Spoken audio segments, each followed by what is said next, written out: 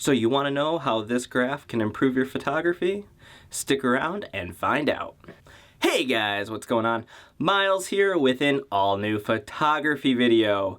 In this video, we will be checking out the histogram and figuring out just how it can help improve your photography. Now remember, before we dive into this video, if you have not done so already, smash that subscribe button down below, guys. Again, I appreciate all the support, and let's dive in and check out the histogram. Alrighty guys, so starting off, what is a histogram? Well, a histogram is a graph that shows you the exposure of an image, just like your light meter. Now, unlike a light meter, a histogram can give you additional information for both pre- and post-production. An example of this would be with pixel density. A large N-shaped hump on the histogram will indicate where a majority of your pixels are being exposed. In addition, a histogram is a great way to check for clipping.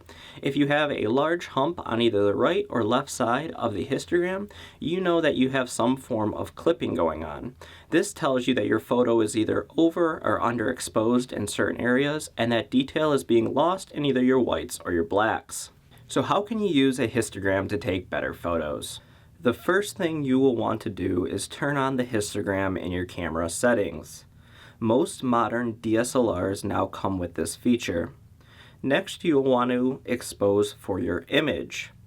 As you adjust your camera settings, you should see the hump on the histogram move.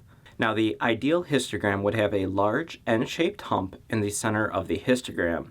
This would indicate that all of your pixels are being exposed properly. Now, once you're happy with the histogram, snap a photo and check it on the back LCD screen to make sure you exposed properly. Now, one tip I do have for you guys is do not be afraid to experiment with the histogram. There will be many of times when you're unable to get the perfect N-shaped hump, and that is perfectly okay. I cannot tell you how many times I've taken a client's photo only to have to go back in post-production and adjust the histogram. Now, moving over into Lightroom, you can see that the same fundamentals can be applied post-production. As we adjust the image, we can see the histogram in the upper right-hand corner begin to move. Again, we want to make sure that we are applying the same fundamentals and having the large N-shaped humps being centered in the histogram. In addition, Lightroom also shows you different colored humps. These humps indicate the intensity and exposure of that given color.